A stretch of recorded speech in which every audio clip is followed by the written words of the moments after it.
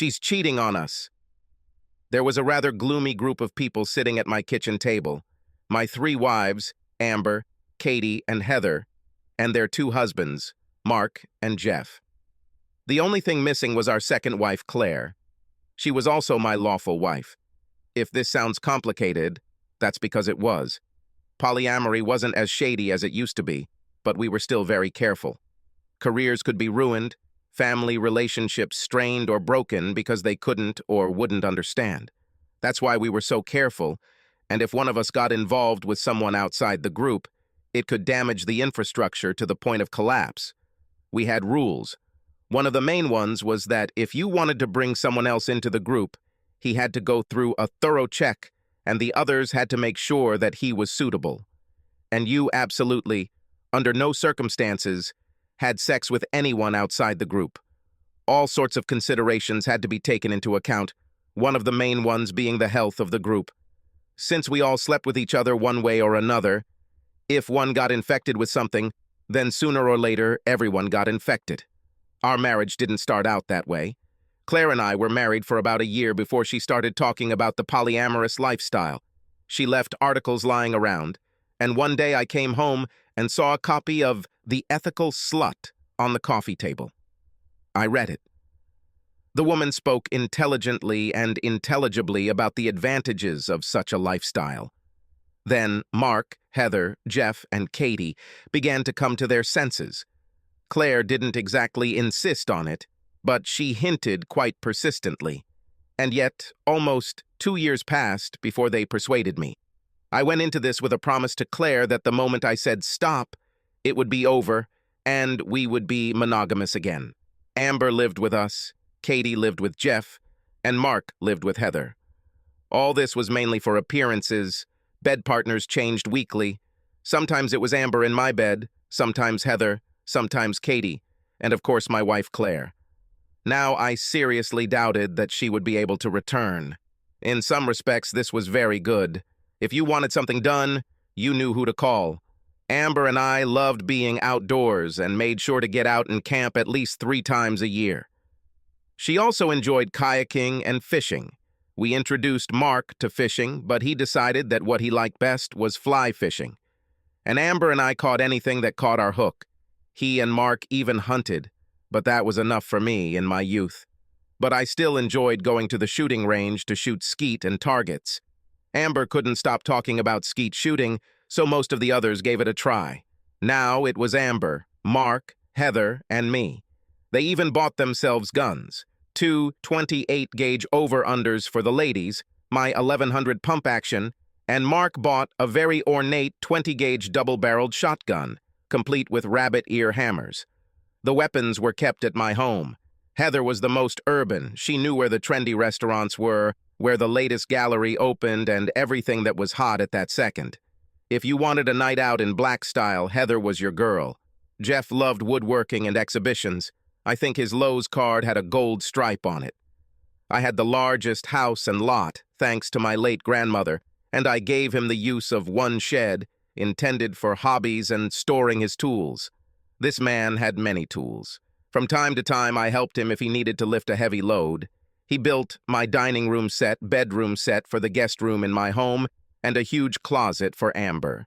I tried several times to persuade him to start this business, but he was not sure that he could make a living like that and did not do it.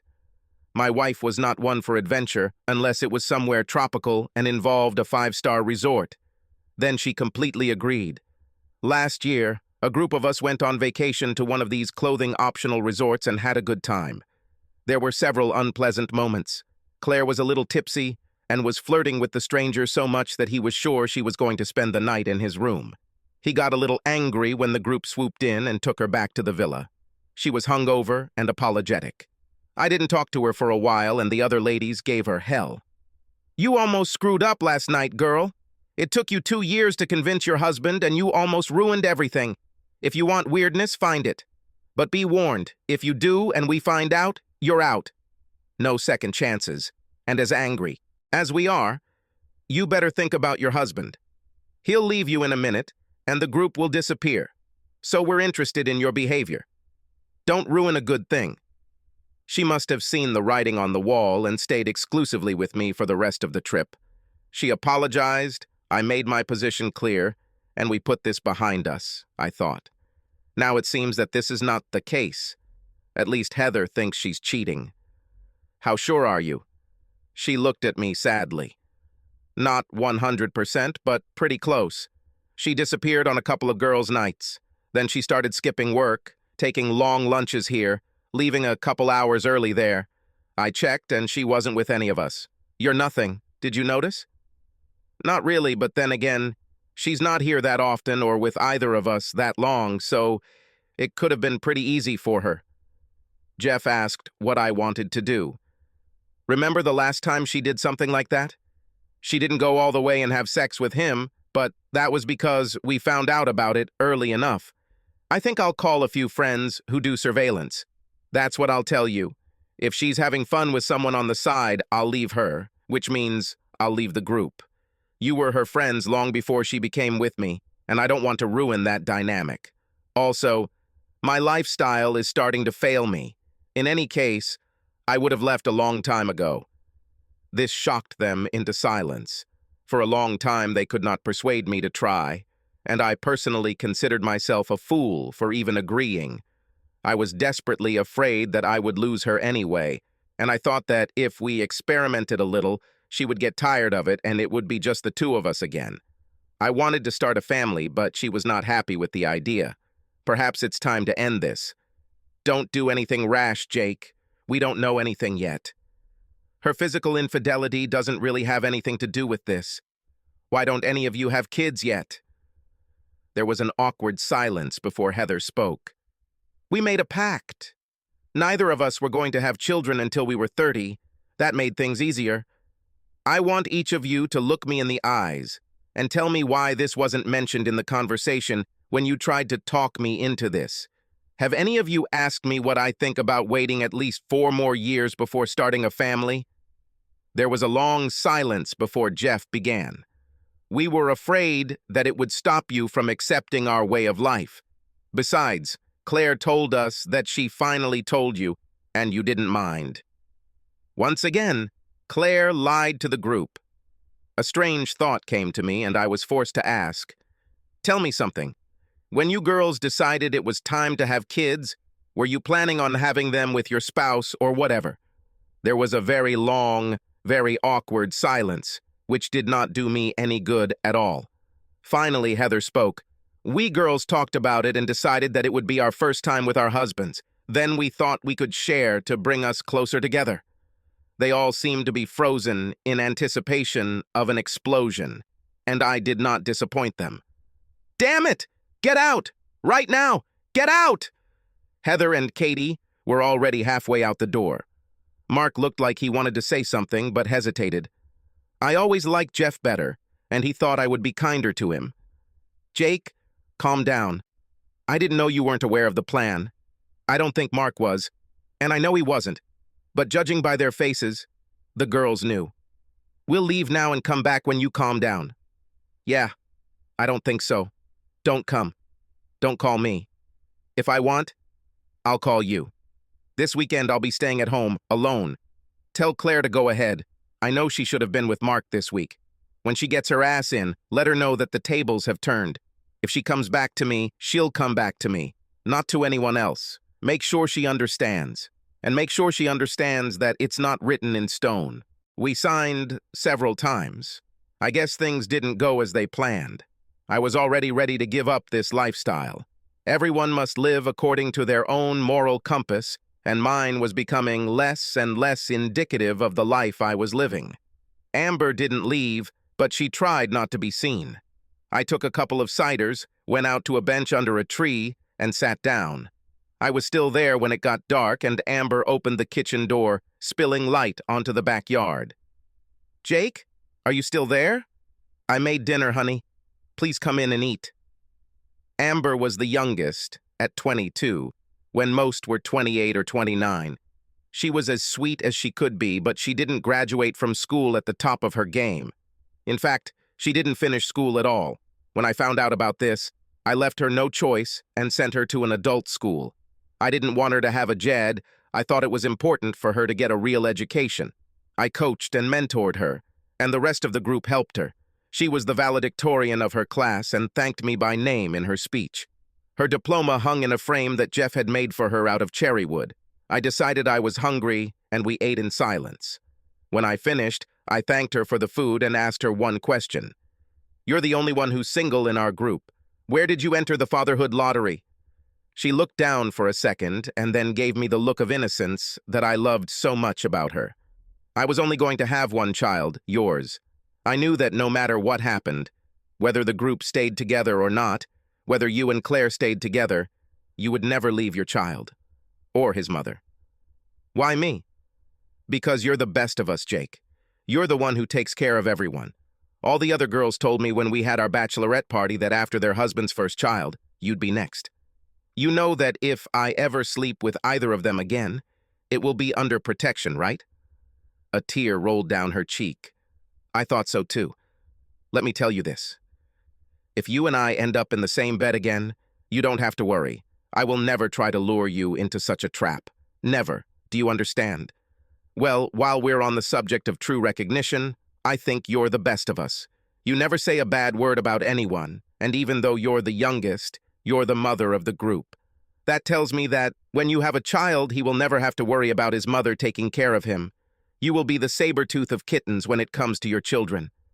She smiled for the first time, and then became serious. "If you're a father figure, and I'm a mother figure, we have to decide what to do with these unruly children." I smiled back. "Personally, I'm all for kicking them out of the nest and seeing if they can fly on their own. I'm serious about ending the group. I'm tired of having everything I need and nothing. Now I think I'd rather live this way of life. Good night, Amber." I left her at the table as a tear rolled down her cheek. Around midnight, I felt her slide into my bed. "This may be the last time I share this bed with you, darling. How about you just hold me for a while?" She fell asleep, cuddled up to me, and I lay there and regretted that I had not met her first. Then I smiled. When Claire and I got married, she was 16 years old. I woke up to someone messing around in the kitchen. Amber was still in my arms, so it could only be one person. This was her week with Mark. Why does she have to be here? I knew the answer as soon as I asked myself this question. She was here to control the damage. I wonder what she will think when she discovers my absence. I got dressed and walked down the back stairs of the old farmhouse as quietly as I could, quietly opened the door, and walked out. Old houses required a lot of maintenance, and I could never stand squeaky doors, so I kept them oiled and in good condition. I took my motorcycle, an old Triumph that Mark had helped me restore, and rode it down the long driveway, starting it up as I pulled onto the highway. After driving further away, I decided to take a boat ride and maybe do a little fishing. We all bought a big pontoon boat together. Carrying it back and forth wasn't very practical, so we rented a spot at a local marina. I filled the tanks, checked my fishing gear to make sure nothing was needed, bought fresh bait, restocked the cooler, and set sail. I was planning to go to the upper reaches of the lake. There were never many people there, which surprised me because the fishing there was very good. Usually, we kept the fish until there was enough for the fry, but even though it bit, on this day I decided to catch and release it. I stayed on the water until midday when I headed back, and the first person I saw when I got back to the dock was Claire. She smiled but looked scared as she tried to hug me. "No need." "What? Don't touch me now. But you're my husband. I have to touch you." The laughter was short and bitter. "Me? Really? I'm really tired of this lifestyle and I need to think. For now, the best you can do is give me enough space to make a decision. Please." Yes, it worked. Instead of giving me space, she leaned her whole body on me. Crying and begging didn't seem to help, and I just stood there with my hands on my hips until she finally stopped. When she finally backed down, she said the classic line, "We need to talk." "About what?" "Not only am I sharing you with 2 other men and a woman, but sexually are you now looking for someone? How much sex do you need to feel complete? Obviously, you don't get enough at home. Or with Jeff, Or with Mark. Wait, maybe this is the girl you were having fun with. It never occurred to me, but it's entirely possible. With you, the possibilities are endless. She was beside herself.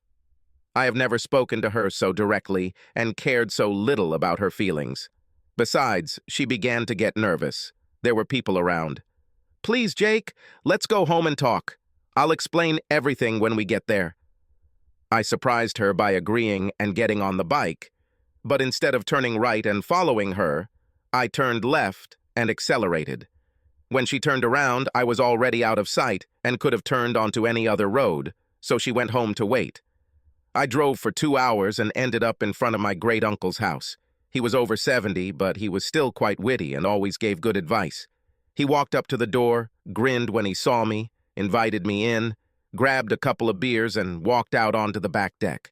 We talked in general terms for a while, and then I admitted that I was having problems in my marriage. I didn't let him in on our lifestyle, but I said that I thought she was cheating on me. He thought for a minute. You need to find out. If so, try to find out whether it was a random act or a planned action. This will help figure it out. Sometimes people make bad decisions due to circumstances and regret what they did, and sometimes people make deliberate decisions and take risks. You need to find out whether the affair was going on, whether it's still going on, and whether the cheater feels remorse when you confront him. The trick is to find out whether he regrets having the affair or just regrets that he was caught. When did you become so smart? He grinned. With age comes wisdom. That and years of experience. I'm glad you're old enough to understand that. We sat in silence for a few more minutes before he spoke again. You know, before I married your Aunt Clara, I was married to someone else. She was pursuing 2 different men when I caught her and threw her to the curb. Not because I didn't love her, but because her actions were intentional. Everything was planned. I was single for 4 years before I met Clara.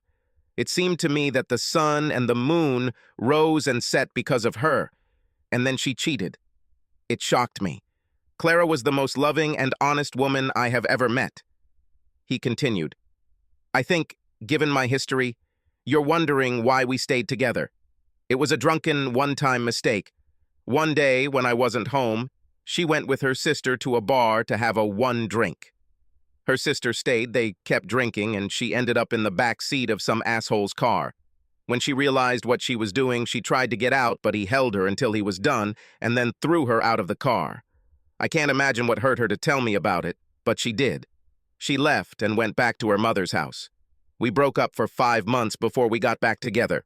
Like I said, it was one time she was drunk and she told me as soon as I got home. It was hard for a while, but then she didn't drink a drop of alcohol anymore. She never spoke to her sister again. It seemed like it was her hobby to take her friends out on dates and get them into such a state that they ended up in someone's back seat. About a month after this incident, 3 women attacked her and beat her up. When her wounds healed, she was no longer as beautiful as before. After her recovery, she left, and no one knows where she ended up. I thanked him for the beer and the conversation and drove home. I wasn't too surprised to see all the cars in the driveway. She must have sounded the everyone get ready to go alert. I wasn't in the mood, and then I realized I never would be, and decided now was the time. The only one who looked me in the eye was Amber. She smiled sadly at me and made coffee. Heather decided to start.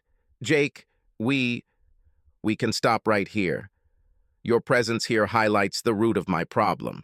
This should have been a serious conversation between me and my wife, not between me and her and all her partners. There was a general sigh. Katie looked confused. You shouldn't be so rude, you know. We're not just sex friends. We're much more than that. We're companions, lovers, sisters, brothers. We help each other. That's the whole point. You are there for each other. No one exists only for the sake of their other half. Face it, you all do this because you are afraid of being alone. You have no solid footing. It is just shifting sand while you jump from one to another. I sighed. I know that I have no right to judge you. After all, I was one of you. But I made a decision when I came here and realized that I had been coming to this for a long time. I am not happy, and I will not be happy until it'll just be me and one other person. Someone who won't be able to run off to someone else if I get on her nerves. I think that's part of a relationship. Getting on each other's nerves, but knowing that you should stay and get through it. You can't say that. I looked at Claire. Claire, how many nights have you spent in our bed this month? Enough. For whom is enough? Not for me. You were at home, or what should be your home, 8 days this month, and today is the 27th. Even if you spent the rest of the month with me, it would only be 11. 11 out of 30. This is not a marriage. At least not for me. But we had obligations. We had commitments to each other first. Do you remember them? Maybe seeing you standing in front of your friends and family with me and the preacher might give some ideas? We've already discussed this. This type of marriage is outdated. Many more years will pass, and marriages like ours will become mainstream, and no one will condemn them. Perhaps it will, but even if it becomes mainstream, it still comes down to choice. What will happen if couples give up this lifestyle? Will you force them? You all know that will never happen. Maybe sometime in the future, when dinosaurs like me go extinct. I suspect that won't happen for a very, very long time. Heather spoke her mind. We all love each other, Jake. I love you, just like I love Mark and Jeff. It makes us stronger. Have you heard the expression, divide and conquer? That's exactly what we do, sharing time with other people and without having to overcome any of the obstacles that couples have to face. Have you ever thought, I wish I could be in my own bed today with your spouse, while lying with your lovers? And despite all the fanciful descriptions, that's what we are. We are lovers. We may feel sympathy for each other, but deep down we don't love each other. At least that's not my description of love. Protests immediately followed. I just let them chat until they ran out of steam. When they fell silent, I changed direction. Mark, Jeff, a question for you. If your wives came to you right now, today, and said that they were tired and wanted to be exclusive again, would you be able to? Would you be able to lie next to your wife every night and not fantasize about the other sex, knowing that you will never have it again? Katie, what about you? Could you sleep exclusively with your husband and not dream of other touches, knowing that you will be deprived of it for the rest of your life? The silence stretched on until Mark finally said, but we don't need that. I'm happy with the way things are. Everyone gets what they want and everyone is happy. Heather looked like she was deep in thought. I think I gave her ideas that she had never thought of before. I turned to Amber. What do you think about this? I'm just a +1. I don't have my husband in this fight. I got into this because I was lonely and confused, and you guys befriended me. I've been thinking about leaving for months. I'd like to find a man who only wants me, maybe have kids. My clock isn't ticking, but I think motherhood would be good for me. I think I was the only one who wasn't surprised. Amber was young, but she wasn't an idiot. None of this would have happened if your wife hadn't gone to the left. Heather was right. I looked at Claire, and she turned slightly pale. How about it, honey? Have you been recruiting? If you lie and I find out, we'll never be husband and wife again. If you hope to stay with me, you better tell the truth. She fumbled for a minute. It was nonsense. A stupid affair that I thought wouldn't hurt anyone. I'll end this affair. You had 3 men and 1 woman and you still had to look? How many people do you need? It was Mark who spoke, and he looked very furious. You've exposed us all. What happens if you catch something nasty and have to reveal everyone you slept with to medical professionals? It's a small town, so we're careful when we go out in a group. We can explain everything that anyone will see it as just a bunch of old friends having fun and flirting harmlessly. If we showed up en masse for testing, how long do you think it would take for someone to become interested? You really ruined everything. No, there is no need to say that you need to stay at home until we are sure that nothing threatens us. Heather was also a little pissed. Why did you do this, Claire? We've invested in each other for years, and now it's in jeopardy. If the group breaks up, I'll bring this to your doorstep. Everyone fell silent, and I gave them a few minutes to collect their thoughts. Claire, you were right when you said this was the end of the affair. Not what you did now, but in general. It was one big drawn-out affair. I like you all, but I'm leaving. From now on, I will only sleep with my wife, and if she can't do the same, we'll break up. Please don't make things worse, guys. I don't judge your lifestyle, and I still want to be your friend. It'll be up to you. It's just not for me anymore." There was nothing more to say. Everyone left, even Amber, and she made it clear that all she wanted was a night alone. Claire just sat there for a minute. "You can do it?" She came out of her state of introspection and looked at me. "What to do? Be monogamous. One partner for the rest of your life, no exceptions." I don't want to. Can't we? We can't. When we started this journey, I knew deep down that it would end this way. But I tried because I really loved you. But even with as many partners as you, it wasn't enough. Oh, I'm sure you'll try and maybe last a while longer, but the temptation will be too strong and you'll go back to your old habits. And just so you know, I don't judge others, but I do judge you. In your body, no bones are right. I have a feeling you were overplayed before we even joined the group. Let's save ourselves the trouble and just call it over. It was difficult for her to understand what I was saying. For a minute, I thought she was hyperventilating, but she got her breathing under control. Claire spent the rest of the evening trying to talk me out of it. But by the time I went to bed, I realized I'd had enough. We didn't sleep together that night. She slept in Amber's room. I lay there trying to figure out how my life had gotten to this point until exhaustion forced me to sleep. The next morning, she was already preparing breakfast, and I started helping. Old habits are hard to break, and this calmed me down. We ate almost in silence, and then she said that she had something to do and left immediately after that. Later, I found out that she went to everyone, looking for support. Obviously, she didn't get it. I wasn't very surprised when I returned home the next day and saw that her things were gone. There was a note on the kitchen table. "You were right. We're too far apart to get back together. I'm sorry things turned out this way. I thought we had the perfect life. I talked to the group yesterday, and everyone agreed that if you leave, then I'm leaving. They're still angry about me leaving the group, and although they didn't say it outright, they don't trust me anymore. I took exactly half the money from our accounts. I have no desire to deceive you in anything, except our marriage, I thought. And I know that the house belonged to you before we got married, so it is yours. I would ask you to let me take some of the furniture when I rent, as well as a few memorabilia that I didn't have room for today. I will always love you. Who knows? Maybe someday, eh? I won't count on it, but it's a nice fantasy. Claire." The group arrived on Wednesday. They called ahead to make arrangements. They were still my friends, and all this trouble wasn't their doing, except the obvious ones. So I accepted it. We talked a little, and everyone expressed their regret. Jeff said he would have the tools moved by the weekend. "Why? You are still welcome at any time. All of you, just as friends without benefits." I think it relaxed them all. We ended up cooking the meal together, and Amber sat at the table with me. "Can I go home?" "Yes, you can. But we won't sleep together. I'm still in the process." "That's what I thought, but I want to be in my own bed. If you need me, call me, even if it's just a snuggle." She stayed for another 4 months, and we never had sex. Oddly enough, I felt like I would be cheating if I slept with someone before I was completely divorced. Amber found a nice apartment and decided that she would be happy there.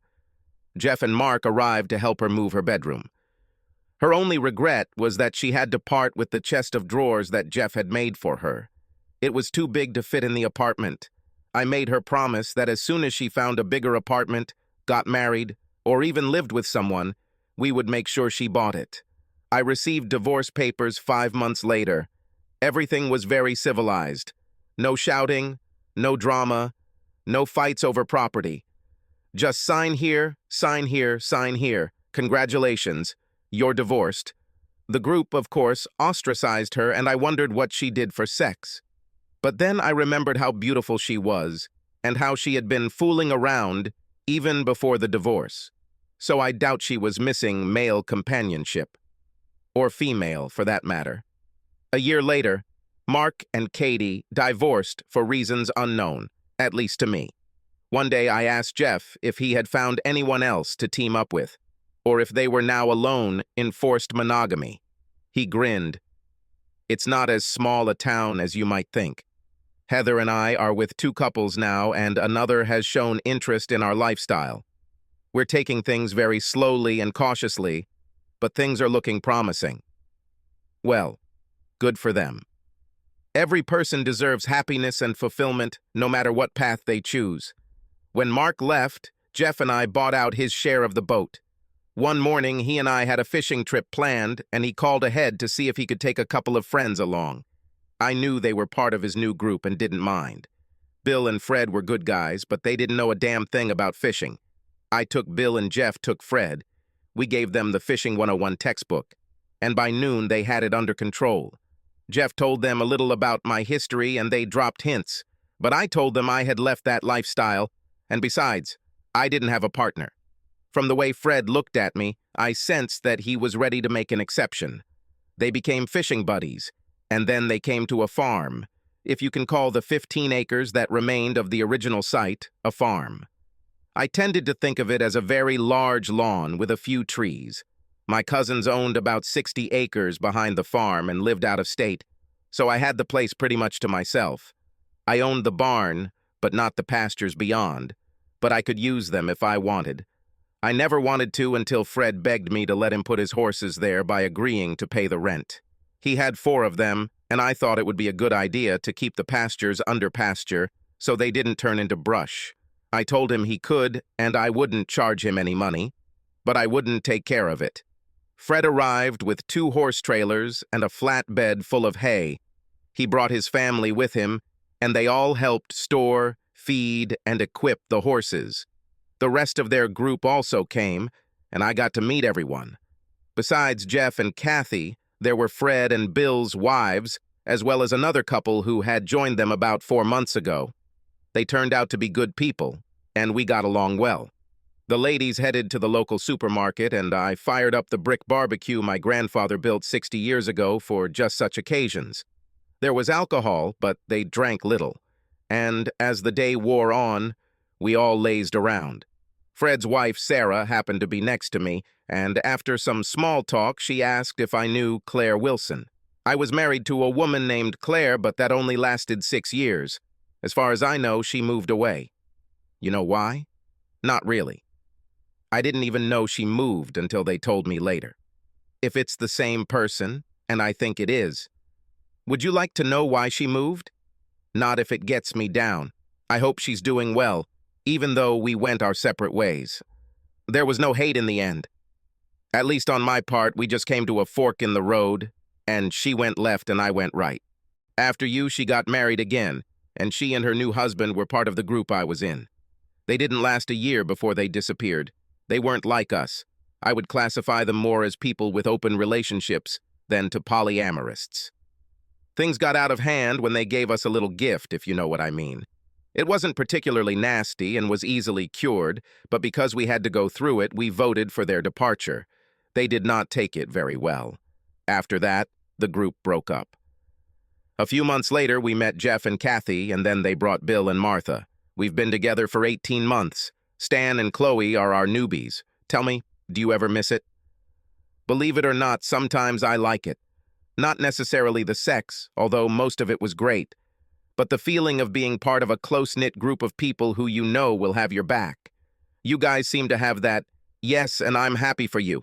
It's just not for me anymore. She grinned. Well, if you ever change your mind, I have a sister. You'll be the first one I call. As they left that evening, she told me something else. You should know that Claire is back home. I talked to her, and she is going through intensive therapy, private sessions, and group sessions. She seems to be improving. Just thought you should know if you ever see her. I thought about it after they left. Claire was horny. I checked her, and the profile matched. I don't know if it can be cured, but I wished her all the best. Amber came to me with the same news. We kept in touch, and one day she called me wanting to ask an important question. Will I walk her down the aisle? She looked absolutely stunning in her dress, and as I looked at her, I wondered where the shy, insecure child I knew had gone to be replaced by a competent young woman of sparkling beauty. Her husband seemed like a good guy and was completely devoted to her. They had a girl shortly after their wedding, and she was a sweet, well-mannered child. One day they came over so she could show him her closet and see if it would suit her home. We measured it, and from the way he spoke, I doubted it would fit. The little girl saw the horses and had a fit, so I carried her down, and when they crowded against the fence, she pressed herself very close to me. I think when she realized they weren't going to eat her, she relaxed, rubbing noses together and giggling.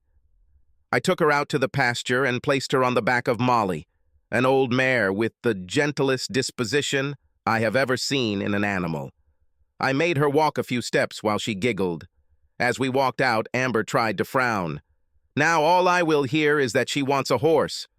Well, I have a lot of pastures. Her husband Bob laughed and said they would come back to me in 8 or 10 years. When little Belle went to bed, she told me about meeting Claire. I almost didn't recognize her, Jake. She must have gained 30 pounds, and it didn't suit her. I invited her over to the house, and we had coffee while she played with Belly. You know, if we had stuck to the plan, I would be almost the same age now. She asked if I kept in touch with everyone, and I said I see Jeff and Katie from time to time. I had no idea where Mark and Heather were. She asked if I saw you, and I said we're still close, that you walked me down the aisle and were the godfather of my child. Tears came to her eyes when I told her that you were doing well and that she should come and see you. She wasn't sure that she would accept. I don't know if she was fishing or not, but I told her she should call you and gave her your new number. Have you heard anything about her? No, but she has no reason to be afraid. I don't hate her, although I hate what she's become. There's water under the bridge now. I have no intention of getting into a relationship with her again, but I can tolerate her socially. If you see her again, tell her to come in. Be sure to tell her my words. I don't want her to come in with expectations. 3 weeks later, they returned, and Claire was with them. Amber was right, although before they arrived, she told me that she had lost a little weight and was smiling more, but there were still a lot of wrinkles around her eyes. I carried Belle into the barn, and she had a fit when she saw the little pony. Amber didn't know whether to grin or complain. I wasn't looking for ponies, if that's what you're thinking. Jeff had a friend who was moving out of state and had to get rid of her and his horses. He called me to see if he could bring them here and give him a chance to find a place where they could be housed. He moved to New York and, learning that owning a horse cost almost as much as renting an apartment, asked Fred to find them a good home. The white mare and gray gelding are new additions. Do you guys want a horse? Claire petted the white mare, and I saw her first smile since she arrived here. Amber and Bob carried Belle into the house and left us alone. Why didn't you marry again? I haven't found anyone yet. What about you? I heard that you and your new husband broke up. I'm sorry to hear that. Have you been seeing anyone since you moved back? No. I think I'll stay away from relationships for a while until I come to my senses. I know Amber told you that I'm going to counseling and that I'm getting help. It's strange that a woman who wanted to have sex almost with everyone, now single. I stay away from bars and compromising situations because I know how easy it will be to fall back. The rush of meeting someone new is as strong as an alcoholic's thirst for a drink. She was silent for a second, and when we woke up, she asked me a question that I knew would be asked. Jakey, do you think we could hang out again? Just so you know, if we do, you won't get anything, at least for a while. I thought for a minute. This is a bad idea, Claire. There's too much baggage. I don't think we can get over the ghosts of the past, and I don't see a good ending. A small tear rolled down her cheek, but she smiled. I thought so, but I had to ask. And one more thing. Since you seem to have extra horses, can I come and ride sometimes? I rode on the trails when we moved, and this was one of the few moments when I didn't think about sex. Take the white mare. She is well trained and has a good character. That night I lay in my empty bed and thought about it, remembering the wild nights we spent together.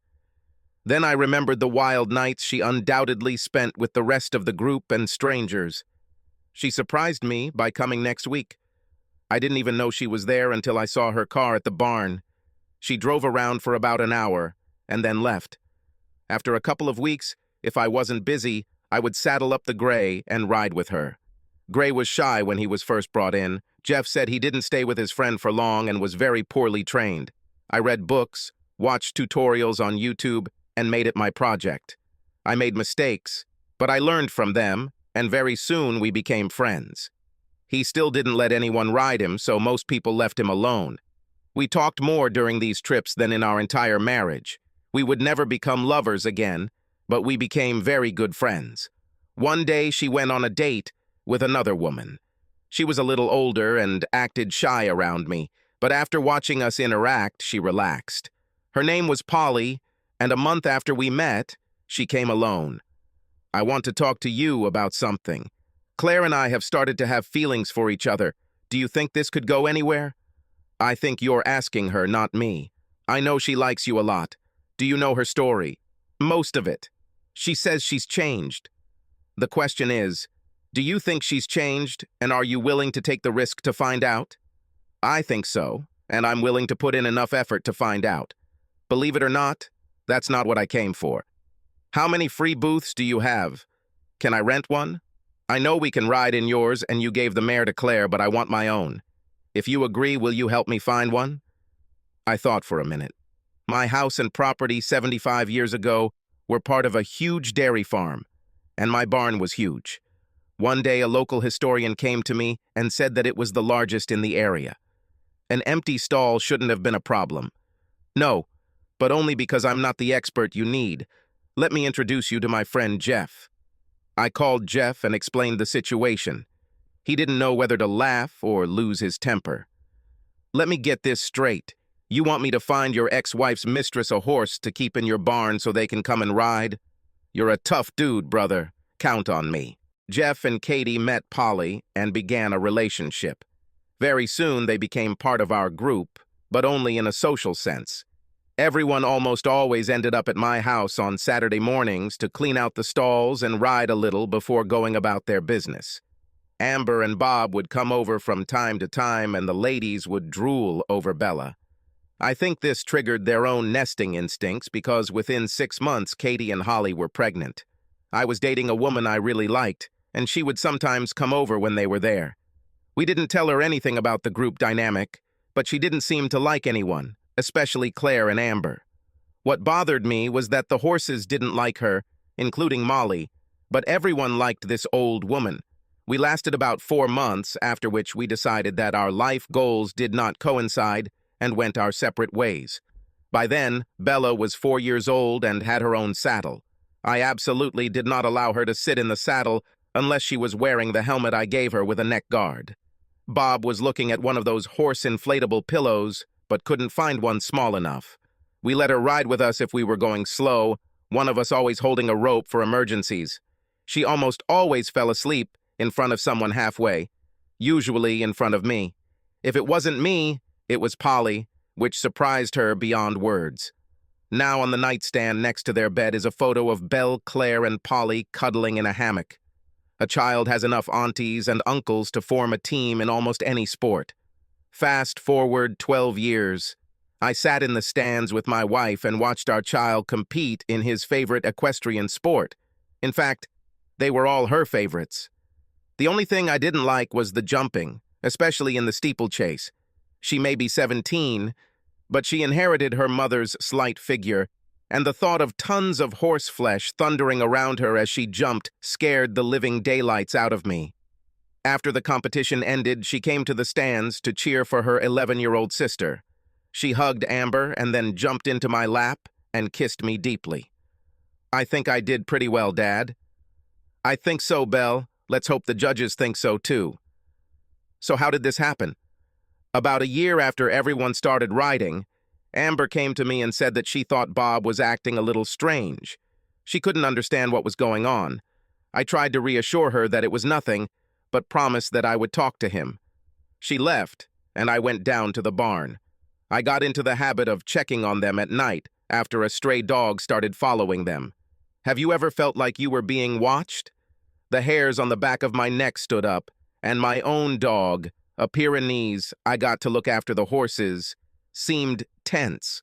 I returned to the house, grabbed the gun, walked out the front door, and slipped to the side of the barn. Halfway down the driveway, I came across two cars and recognized them immediately. My blood pressure rose and I decided to just wait in their cars. 30 minutes later, they walked down the path, giggling and holding hands. They kissed deeply at their cars and were about to go their separate ways when I spoke from the darkness. "Bob, Haley, good night, huh?" Haley screamed. She was the wife of Lester, the latest addition to their group. I felt like they were getting too bulky, but that wasn't my business. Each new addition exponentially increased the chances of being discovered. Jeff's wife was a school teacher, and Bill's wife was a nurse, and they really couldn't afford to let their private business become public knowledge. Lester was a policeman, a shift sergeant in the state troopers. He was on an upward trajectory, and something like this could have ruined his career. Haley started babbling something, but Bob was silent. I let her chat for a bit before stopping her. "You know you guys are on the verge of ruining a lot of lives, right? If this gets out, the whole group will be in danger. Bob, you're an asshole. Amber doesn't deserve this. How could you do this to her?" "It's her own fault. I've been trying to get her to join the group for almost a year. She said she's been there, done that, and doesn't want to repeat it. Even if she doesn't need that experience, I need it. She's just selfish." "You're full of disgusting surprises, no doubt about it. Are you willing to risk your family for this?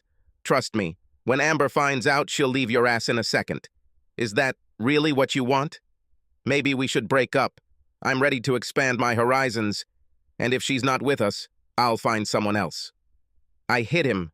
In the darkness, he didn't notice how I hit him right in the jaw. He fell like a stone. Haley screamed again. "You probably shouldn't make so much noise. Someone might come and see what's going on." There would be no one there. I was at the end of a long road and I had no neighbors, but she didn't know that. This immediately alerted her. "Go home, Haley. Go home and think about what you've done. In a normal marriage, it's bad enough, but in your case, it's much worse.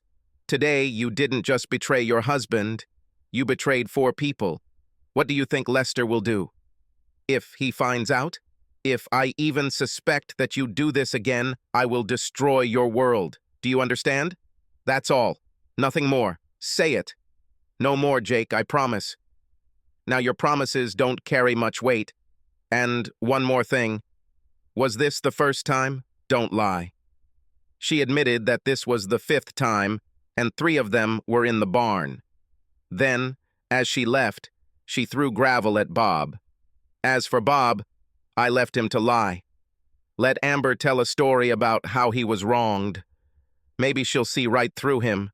I meant what I told her all these years. She was the best of us. I was glad that at least one of us had found happiness, but now it was a lie. The next day, Amber called me with bad news. Bob was robbed outside the sports bar where he was watching the game. He'd been doing that a lot lately, saying he knew how much she hated baseball and didn't want to hurt her. He had a big screen TV in his man cave, but Amber let him go, thinking it would be good for him to go out with friends every now and then. How badly was he hurt? Do the police have any suspects?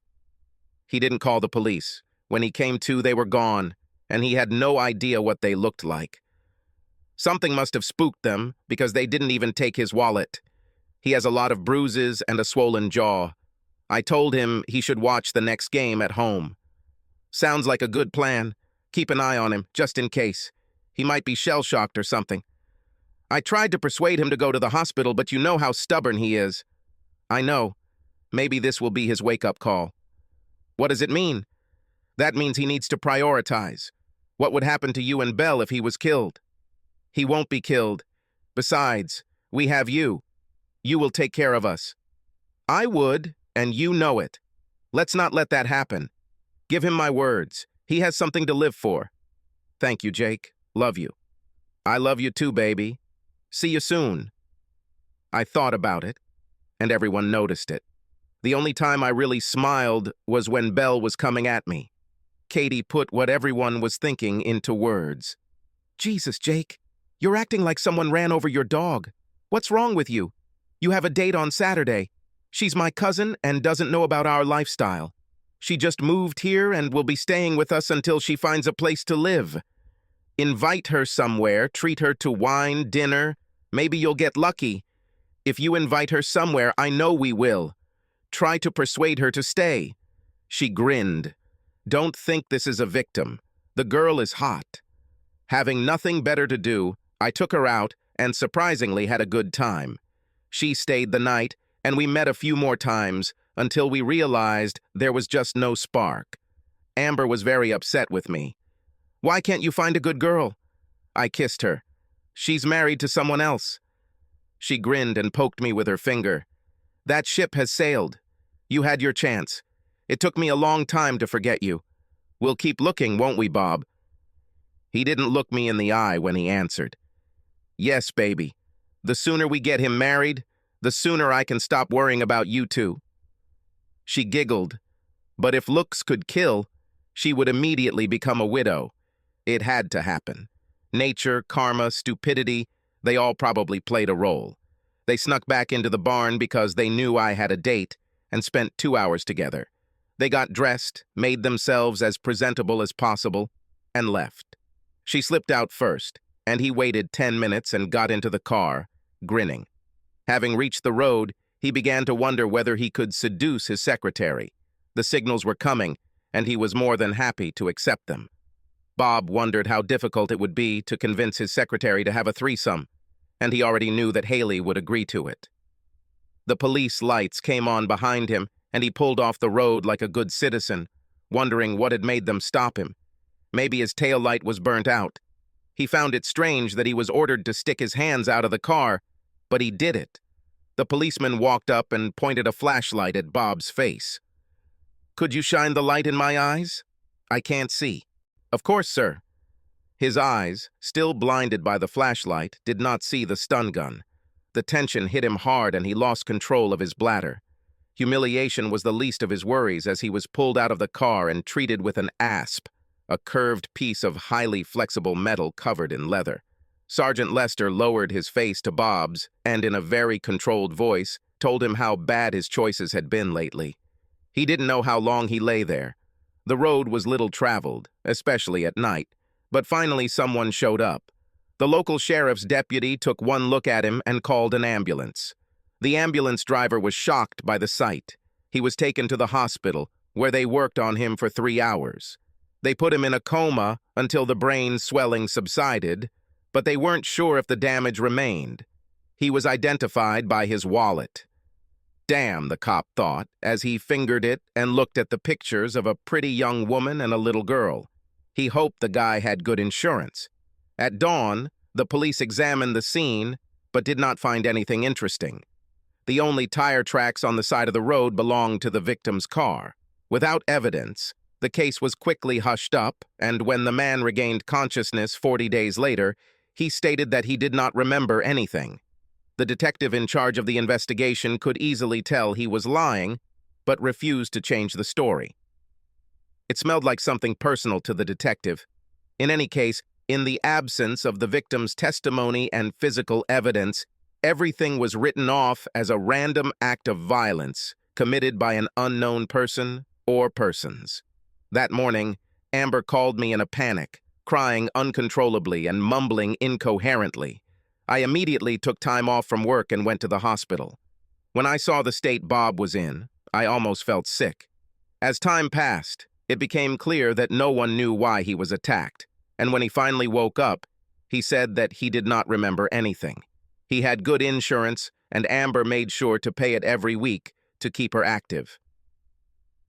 Her finances were stretched to breaking point, so I moved them out of the apartment they were living in and took her and Belle home. I noticed that everyone in our social circle, except Haley, came offering to help. One day I asked Jeff where she was, and he looked at me as if he was weighing what he wanted to tell me. "They're not here anymore. Lester got a promotion and they moved to the other side of the state." This told me everything I wanted to know. It took him almost a year to recover enough to work again. When they got back on their feet and found an apartment, Belle didn't want to leave. We all needed to calm her down. I returned to my life, still not attached to it. The group became quiet for a while, but gradually regained their good mood. One day I asked Katie if they were going to audition anyone else for the group, and she seemed wary. "We're going to keep the group where they are. It'll be safer that way." The only bright spot in this dreary time was the wedding of Claire and Polly. I walked them to the altar and wondered if they would succeed. I hoped so. They really seemed happy. They had a plan. In 3 years, they were going to find a child to adopt. They seemed to be looking forward to this and constantly borrowed Belle to practice parenting. Amber returned to me after 3 months. It looks like Haley is back in town and came clean the first time she met Amber. Amber slapped her hard enough to knock her off her feet and went to see Bob at work. This day quickly turned into a very lousy day because she broke into his office and found Bob with his secretary. Amber grabbed Belle and ran to me. I returned them to their original rooms. Bob's day went from bad to worse. The VP was going to fire them both until the secretary alleged sexually predatory behavior that made her practically bulletproof. So Bob left, and she stayed. He tried to apologize to Amber, but she wasn't in the mood for forgiveness. He finally snapped and said that if she would just go back to the way she was when we were together, there wouldn't be any problems. He gave her an ultimatum: find a group to join or he'll leave it. She laughed so hard that she almost cried. "How can you leave me? I've already left you in the dust, figuratively speaking. Good luck finding someone who will take you. Most groups have their own underground to report on important things. By the end of the week, there won't be a single group left in the state who wouldn't have heard of you. Besides, you usually need a partner to join a group, and you don't have one. I'm filing a statement of irreconcilable differences. Don't be a jerk, sign the papers." He threatened to make a fuss, but Jeff's quiet words, speaking on behalf of the group, calmed him down. The divorce took place, but this did not stop him from acting like an ass. It got to the point where he tried to grab Belle and run away. I accidentally found it first. "Let her go, boy. Stick to your visits. If you run around with her, it'll violate the custody order, and when they catch you, they'll send you to jail. I still have Lester's number, but if I call him and tell him where you will serve your sentence, he will be able to organize a decent reception and a pleasant stay." The wind was out of his sails, and he just sat and cried as Belle ran into my arms. She loved him, but the beating and the direction his life had taken had changed him, and she felt it. He left the city without leaving an address. I sought him out before the wedding, offering to release him from paying child support if he renounced his parental rights. He tried to hold me back, and I grinned. "If you can't pay off the debt, there's a chance you'll spend a little time in jail and the payments will only go up. I could probably get the judge to take away your license if you get jailed for any amount of time. Agree." He agreed to the deal. I tried to hate him for what he did to his family, but all I felt was sadness for all of them. What brought us to the altar? It all started with Belle. She had nightmares, ran into my room and climbed into bed. I just held her close to me and fell asleep. The first time Amber saw us, she smiled. And about the 4th time, she decided that she deserved to be touched too. They ended up in my bed about 4 nights out of 7. There was nothing between us. She was still mourning her marriage, and I didn't have those feelings at the time. It took about 5 months before they calmed down enough to sleep in their beds all night. I was self-employed and could choose my own hours, while Amber had a very strict schedule. I often had to make sure Belle got to school on time, make her breakfast, and pick her up in the afternoon. If something happened and I couldn't do it, one of our friends would do it. Usually Claire or Polly, but usually both. It didn't work out very well because they kept her hostage almost until bedtime. In the end, we had to make rules and stick to them. I didn't realize I had been promoted until she came outside with her little friend to pick him up. It was warm, and I rolled down the windows to listen. I heard the girls talking. "Which one of them is your dad?" She pointed at my SUV. "That one." I made a big show of getting out of the car, helping her in, hugging her and kissing her on the cheek. She giggled but hugged me back. That evening, I told Amber what she said after she went to bed for the night. She just smiled and patted my hand. Later, I felt someone slide into my bed. I rolled over to cuddle up to her and realized it was Amber. Naked Amber. "Shh," she said, pulling off my pajamas. "What are you doing?" "A little time for Daddy. Now shut up or we'll have another little girl here." Trying to stay calm while making love for the first time in 5 months isn't as easy as it seems. I think we were both biting pillows at the end. I knew from memory how good she was, but there was a huge difference between young Amber and mature Amber. The first time we both didn't last long. 2 hours later, it went on much longer, long enough for us to fall into an exhausted sleep. We woke up to the sun streaming into the room and Belle standing at the foot of the bed. She crawled over and sat down between us. "No fair, Mommy. I want to snuggle in bed too. Tonight, I promise." This made Belle happy, and she started talking about breakfast. It was Saturday, and that meant waffles. I sent her downstairs to get the waffle iron, and that gave us a chance to jump up and change. Belle and Amber made the dough, and I started cooking. Amber fried some bacon. When we finished, we put the dishes in the washing machine and went to the stables. Usually, after cleaning the stalls, the first thing we did was get the horses in order. Jeff told me that most ponies have insecure personalities, but Blackie was as gentle as a lamb, and Belle took grooming seriously, not stopping until her coat was shiny. Sometimes Amber would braid Belle's hair, and then they would braid Blackie's hair in the same braids. I was working on my gray, and Amber was working on her horse, a pinto, which she saw and simply had to get. It was a little pricey, but I bought it anyway. Jeff grinned the whole way as we drove her home in the trailer. "What?" "Nothing. I guess the horse isn't the only thing she'll be training." "You're crazy. She's too young for me. Besides, she doesn't think of me like that anymore." As you say. We had a grill that night, and they all admired her horse. And I grinned. Claire had the biggest grin. "You're a fool for wasting all the years you could have spent with her." Her smile faded a little at my answer. There was just too much going on at the time. I was afraid she'd become an errand girl and I'd end up hurting both of us. That was then. And now. Lord knows I would like to see you happy again. You are a good person, and if my head hadn't been shoved up my ass then, we would already have 3 or 4 children. Don't miss this chance, Jake. Katie and the rest of the ladies entered the game at different times. When I wasn't wearing them, they were surrounding Amber. I caught up with her while we were eating. "Well, are we already married and have 3 children?" "No. We're at the stage where we have Bella and Jessica, and Jake Jr. is on the way." This picture made me feel warm and calm.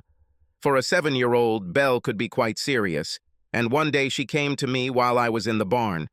I knew Amber was watching her from home. I lived in a quiet area, but I had read enough horror stories to keep her in mind. She climbed onto the wall of the stall and watched as I checked the wound that the white mare had grazed somewhere. I put her on antibiotics, and if there is no improvement by tomorrow, the vet will come to see me. "Is she all right?" "I think so, baby. I just did the same thing to her that I did to you when you scratched yourself. I put on some medicine and a Band-Aid." She grinned.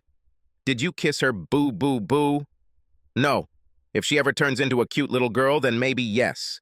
For now, you're the only one getting kissed on the chest." "Even Mommy?" "Well, maybe. She's not as small as you, but she's terribly cute." I didn't know, but Amber went down into the barn and we didn't see her, but she heard everything we said. "You kiss your mother often. Do you really love your mother?" "I really like your mommy. A lot. Can I ask you something?" She looked as serious as a 7-year-old could. "Come on, baby. I want to call you Dad. My friends say that you have already become one. If that's true, why can't I call you Daddy?" Well, it was definitely dusty here. That's probably why my eyes started to water. "You can call me Daddy if you want, sweetheart. I'd love to be your daddy. But being a daddy is so much more than just being called that. It means I have to love and protect you until you grow up. I can handle it. But for this, it is necessary that you love me back." Her face lit up with one of those radiant smiles that I loved so much. "Silly Daddy, I already love you.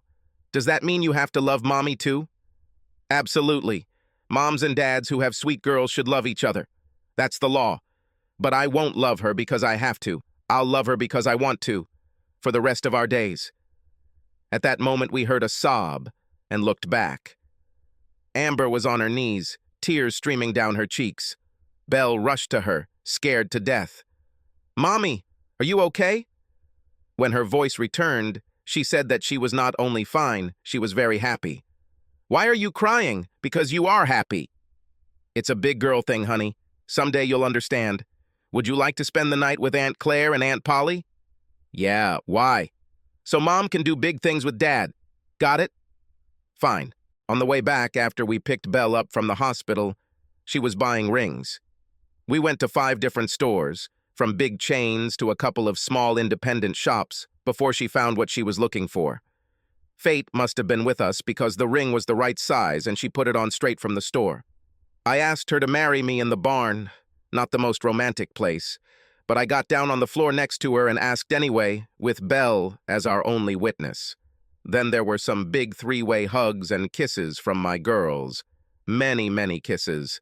Belle told Polly and Claire what had happened, and they smoked the phone lines. By 7, the party was in full swing. Jeff was working on the grill with me and grinning. "What?" "Nothing. I'm happy for you. I have good news, too. Katie is 3 months pregnant. Well done. Learn all you can and you'll be able to guide me in a couple of years." This started a trend, and over the next 4 months, 2 other ladies became pregnant. They agreed on everything and slept with their husbands only until they were sure that they had a child. Jeff also told me that no woman would give birth to children that were not their husbands. They all agreed. The first child was neither of them, because Claire and Polly adopted a 4-week-old boy. They were 18 months old and said it was pretty fast for the system. They told the boys that we should teach them to fish, ride a horse, and everything else a boy should know. Amber decided that I had already been a bit too late and wasted no time in throwing off my birth control the same day I gave her the ring. She must have been physically healthy because she had another girl, Jessica, and 2 years later a boy, Jakey Jr. Besides Claire and the group, we had a lot of friends from the mainstream, but we rarely mixed them. 20 years later, we were in the barn watching my daughter Belle introduce her son to horses. He was giggling and reaching out to them, just like she was, so I think he'll be fine. We got behind the wheel, and I found myself next to Jeff, with a small gap between us and the other riders. We shared memories and common themes, and I asked him if he thought he would lead the same lifestyle when he was in his 70s. Absolutely. There hasn't been a new couple in our group for 16 years, and I think we'll be together until the day we die. Change is coming, Jake. People have already become more relaxed. I suspect that in another 20 years this will be quite common, and multi-partner marriages will be legal. Do you really think so? Think about it. 35 years ago, you would never have imagined that homosexuals would become mainstream to the point that no one would care about their sexual orientation, or that they would be allowed to legally marry. There is not one good reason to condemn relationships with multiple partners, apart from some religious beliefs and long-standing customs. Do you care how many partners I have?